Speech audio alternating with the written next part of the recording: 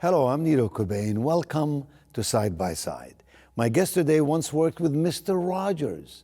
She now focuses on public policy issues affecting more than 5 million students attending this country's 1,700 private colleges and universities.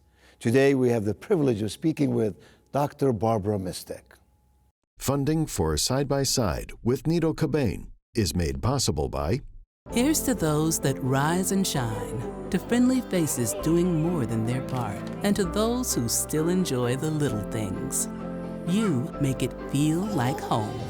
Ashley Home Store. This is home. For over 60 years, the everyday leaders at the Bud Group have been committed to providing smart, customized facility solutions to our clients and caring for the communities we serve. Coca-Cola Consolidated is honored to make and serve 300 brands and flavors locally. Thanks to our teammates. We are Coca-Cola Consolidated, your local bottler.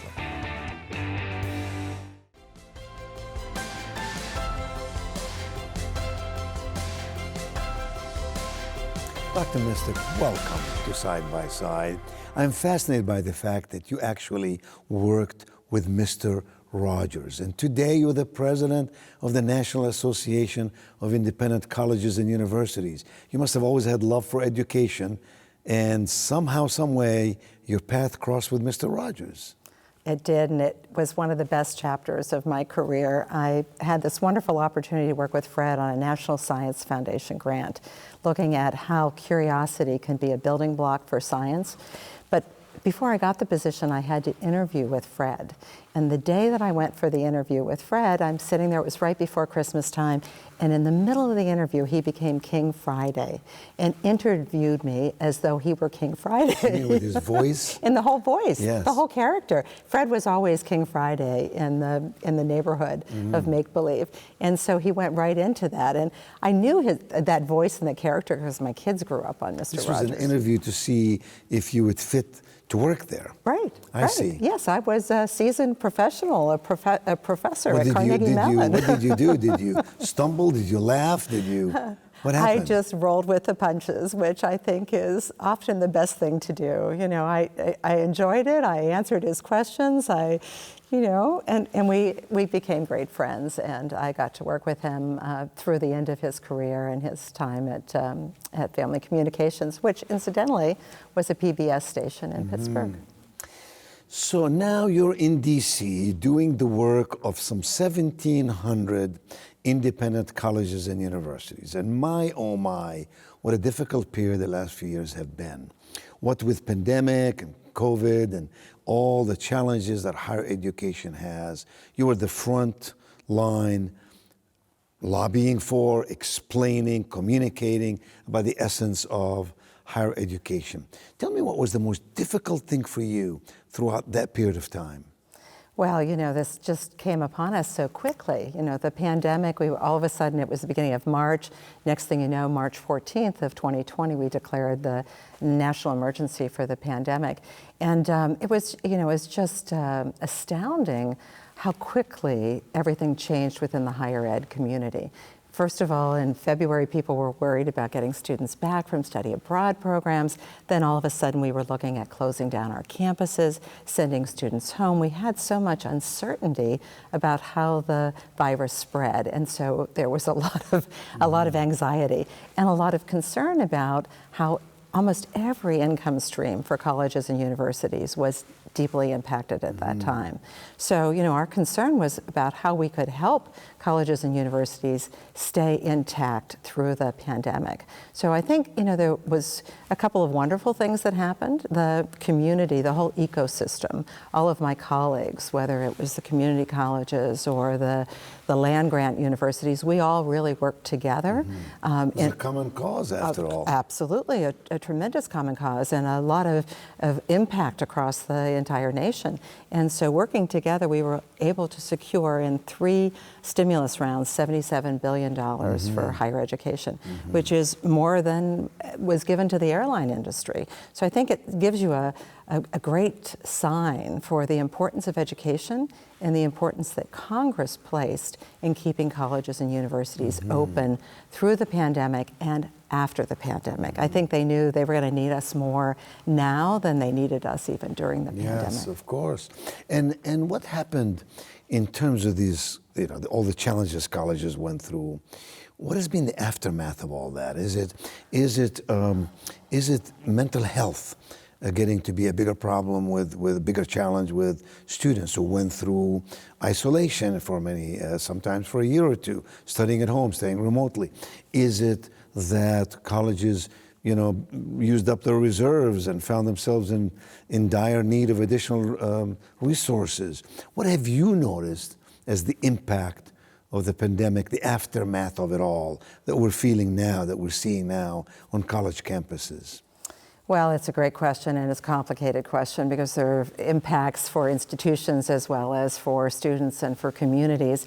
I think the silver lining to the pandemic for colleges and universities is the value of in-person education.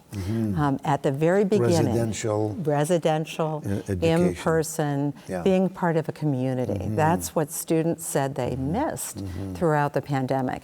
Right when the pandemic was starting, there were lots of news outlets doing interviews with us saying, this is going to be the end of the residential college. We're all going to be online now, and students are just going to be in their basement and do their degrees in an online format. And that turned out to be so far from the truth.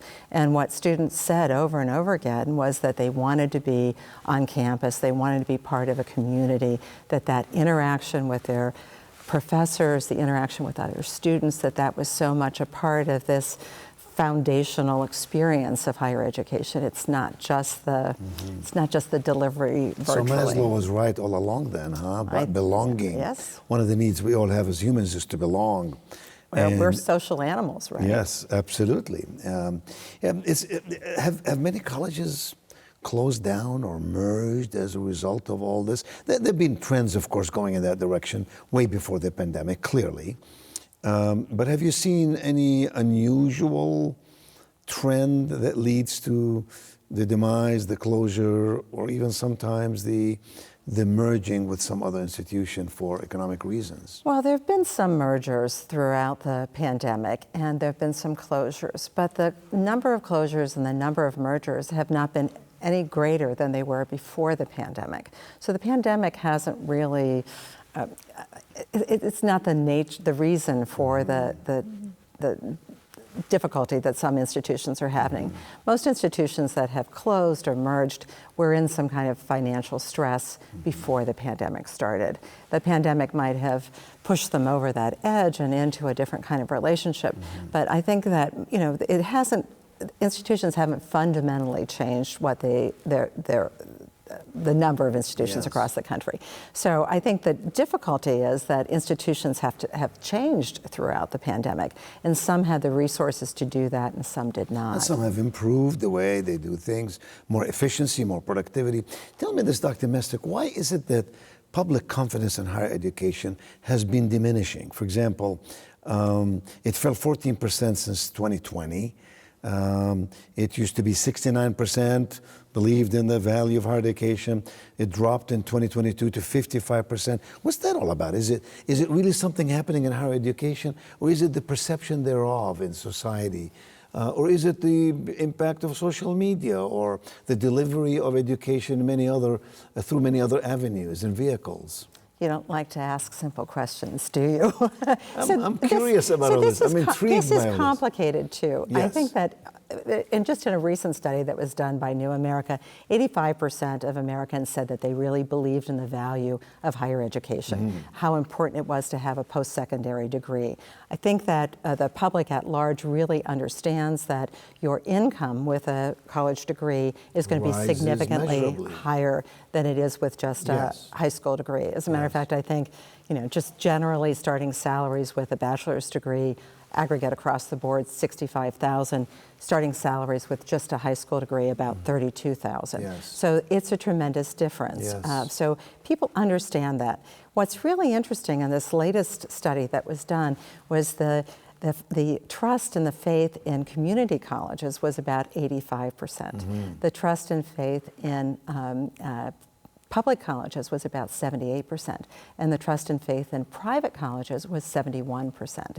So I think what you're seeing is that within the ecosystem, some of us have a reputation that's somewhat different than other parts of the ecosystem. So it's, I think that is to us who are presidents and operators and advocates for higher education to find out how to really express the value of a degree. Is it about affordability? I mean, there's so much talk about, of course, debt, student debt, so much talk about affordability that many people cannot afford to go to a university, but community colleges can prepare them for all kind of trades and they tend to be much more affordable. Do you think these are contributing factors, and if so, how? Absolutely. In a recent conversation I had with Secretary Cardona, our Secretary of Education, he said that what really bothered him on the road as he's talking to students is how many students say that they don't want to go on to college because they're afraid of student debt.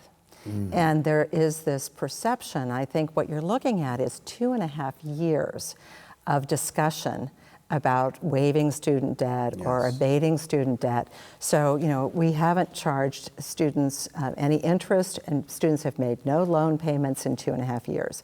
So you have this $1.5 trillion bubble hanging out there, and students are nervous about it. Right now, we're sitting here waiting for the Biden administration to decide what they're going to do next. Are they going to continue to waive loan payments? Are they going to forgive loan payments? So it's very complicated. And of course, there are pros and cons about all of that. Of course. There are many people who say, well, I worked hard, I paid my debt, why would we cancel for this one? These are philosophical questions, of course. Well, and it's very complicated because two-thirds of student debt out there is less than $25,000.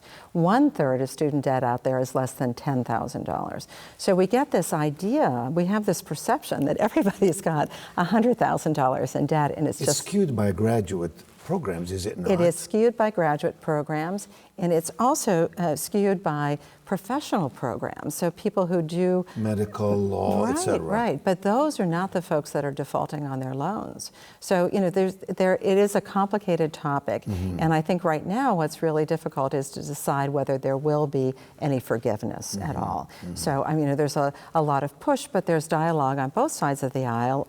Just about the things that you talked about. We're looking backwards from a public policy perspective. Sitting in my chair, it's not a good thing to do public policy looking backwards. You want to do things looking forwards. Sure. Yeah. Well, but what are we going to do about affordability? It's running a university today is more expensive. Inflation notwithstanding, by the way, it's more expensive. It takes more money to provide residential facilities, hire skilled faculty, maintain and retain the level of services that are required for extraordinary education. So what are we going to do in this country about people who really can't afford it? From my perspective, by the way, I think government should step up in more ways. I think perhaps foundations should step up in more ways, but I really haven't done extensive research on what does that mean statistically. What is your point of view? Well, if you look at what we spend on higher education as a percentage of GDP, we're way below minimal most other countries in the world. So we've been very behind on this topic for a long time. If you take something like the Pell Grant, which is a grant that goes to low-income students and helps them afford a college education, when it first started 50 years ago, in 1972, it covered 79% of the cost of attendance. Today, it's less than 1/3 of the cost of attendance. So while the government started to fund students, low-income students, into higher education, it's not kept pace. So many people, the same people who answered the survey we were just talking about, 58% of them said that they think the government should do more. And we've been advocating for doubling the Pell Grant because the Pell Grant goes to students. It doesn't go specifically to institutions. A student can take it to any institution. They can go to a community college, they can go to a private institution, a public institution. So the aid follows the student. It's been a successful program. It's means tested. It's something that appeals to Americans across the board. Absolutely. Your background fascinates me. You went to undergraduate work at Carlow College, then you received your MBA at University of Pittsburgh, and then you get your doctorate in business at Case Western Reserve University. You know something about business. Clearly, you were an entrepreneur for 20 years. You founded a company called Mobility Incorporated. And then yet you find yourself today in advocacy for higher education, day in, day out. And by the way, along the way, you served as director of National Education Chapter for Women in Business and Pittsburgh's public library system, and more. You truly have a very colorful, congruent, I believe, with what you're doing now, a very colorful background. Tell me how that helps you in your endeavors today. Well, I think having that kind of diversity across my career really makes it possible for me to look at problems, at the complexity that we deal with today through a variety of different lenses, and that really helps me. I think that one of the most important things that you can bring to a career is an open mind, just a mindset that is open about the possibilities that are out there. And in each of those situations, I've seen something that I really thought I could make an impact in, where I could see the problem that was there, and maybe I don't know the exact solution at this moment, but I know that I know how to get there. And I can understand the kind of collective action that it's going to take to get there. And I think that's what's exciting for me, is to work with the 1,700 private colleges in the nation. And we work in a very interesting way. We're a federated system. So we work with presidents like you and others, 36 presidents in North Carolina, 1,700 across the country. We ask you to work with your elected official in your district, because all politics is local, right? You're a major employer in your community, and if you have a relationship with your congressperson or with your senator, that's really going to make a difference. So we try to amplify our voice in Washington with the voices of all of our presidents across the country. We actually have private colleges in 396 of the 435 congressional districts in the country. So that gives us a lot of standing in communities. Sure. And they acknowledge and understand the economic impact and the brain trust that brings into a community. It strikes me, though, I have to tell you, it strikes me that your work has got to be frustrating. Trying to persuade Congress to see it your way, to continually put it on the front burner, to understand the challenges and problems higher education has got to be a big task. Well, this is not, it's not a one and done kind of opportunity when you're advocating for private colleges, but it's so important. I mean, I have had the opportunity, sitting in your seat as a president, to see how transformational the experience is for students. You're former President Wilson College. So, I know how important that is, and I know that what we need to do most is to have Congress understand how important that is. We can't let the message get lost. There is so much noise out there. It doesn't matter whether, there are important issues every day, whether it's mental health or whether it's climate change. We have to make sure that the important issue of making access to higher education possible is always on the front burner. And I enjoy that challenge. Yes. And well, you believe in it. I do believe in it. I do. You started a company called Mobility Incorporated. It's a fascinating undertaking. What is it, and why did you do it? Well, the interesting thing about my career, one day I sat down and said, geez, there's got to be a commonality in all of these opportunities. And I have essentially been in education my entire life, but in different ways. Yes. And when I started Mobility, it was really to provide access for handicapped children, mostly physically and socially and emotionally disturbed children, to K-12 schools. And it was a gap. There was a gap in the marketplace. There were a lot of people providing school bus services, but not no one was really in that middle area. So I saw it as an opportunity, and I did that for a good number of years. I grew my business from, I think I started in a garage, like a lot of other famous entrepreneurs. Apple Computer was started in a garage. I started in a garage. Thank God for garages. I know. I had 7 vans in a garage and a Yes. mechanic. And when I finally sold my business, I sold it to a company that you might know today, First Student. It's a UK-based company that is the largest pupil transportation carrier in North America. Were you manufacturing? No. I was providing ride-share services to handicapped children. Okay, so you were buying the material, if you will, and the resources, and then providing specialized vehicles. So we would take a van and customize it to accommodate students who were in wheelchairs, students who had other kinds of... And your company was doing the customization? I was working with a provider to do that. I see. And so, at that particular moment in time, there wasn't a standard for handicapped children, and it was tremendously rewarding. I think perhaps that's when I discovered how rewarding it could be to work with children, and what a difference education could make. What a wonderful thing to do. Yeah. To help children in a very meaningful way. And now you travel from coast to coast, obviously, border to border, to meet with some members of NICO, National Association of Independent Colleges and Universities. And as you look forward, what are the dreams that you have? What are the hopes? What are the aspirations that are doable? I like to say that there are no such thing as unrealistic dreams, only unrealistic timelines. I assume you believe with me, your life certainly demonstrates that, your achievements demonstrate that. What are the things that you look forward to and say, I believe, I hope, we will someday do these things? What are they? Well, first and foremost, I really believe that the diversity in our higher ed ecosystem is incredibly important. And you define diversity as?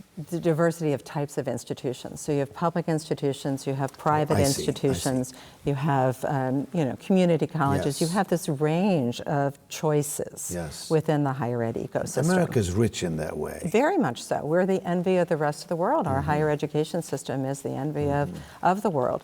But we have to preserve that diversity. And I think it's on each of us to make sure that that diversity stays within the system. So that's what's so important in Washington. So you're advocating that the future is better and richer for all of us. For example, in North Carolina, we have 17 schools in the public system, university system. I think it's 55 or so community colleges, 35 or 36 private. You're saying it's wonderful that we have these different systems, if you will, and the diversity of the whole is significant for the good of the people. Absolutely, because not all students learn in the same way. And what's really interesting about the private sector is that we actually have 40% of the institutions in the nation. There might be more public institutions they might serve more students than they do. Their enrollment is larger. Their enrollment is larger. So there are 5 million students in the private sector, in the independent sector. And it's 40% of the institutions. So a lot of our schools are smaller. And that gives students a different choice. It's a different educational environment. And that environment's been really important to a lot of students. As a matter of fact, our sector has the highest graduation rates. So 84% of students who go to a private institution graduate in 4 years. In the public sector, that's about 70%. In the community college sector, it's about 20%. So you have to look at the system overall. I think that this diversity, the competition within the system, keeps everybody doing a better job, the public sector and the private sector. And what I think we have to really guard against today is this idea that we could go to a free public college model, and that would preclude so much investment in the private side. And if you look at our nation, 1,700 colleges, I can't tell you how many of those institutions are the center of their community. They're the nucleus for a town, for a borough, for a county, and they're a primary employment center for that community. They're an intellectual center for that community. I don't think we want to lose that diversity, but we need to think a little more deeply about it, and we have to make sure that Congress understands how important it is to maintain that diversity. No question. I agree with you wholeheartedly. High Point University in High Point, North Carolina is the only university here. Impact of almost $1 billion a year, economic impact, hires 2,000 people. But it's not just in that. It's in the brain trust the university brings to a city. And in North Carolina, across this state, it shows, it demonstrates that amply, you know, that where there is a college or university, there is richness in culture, in arts, in faculty participating on all these boards, in students serving the community, and so much more. Dr. Mistick, it's so wonderful to have you on Side by Side with me. I honor what you do, I value what you do, and I realize how cumbersome at times it is, and yet how rewarding it must be when you achieve the goals that you set forth and when you meet the needs that colleges across America has. Thank you for being with me today on Side by Side. Thank you very much for having me.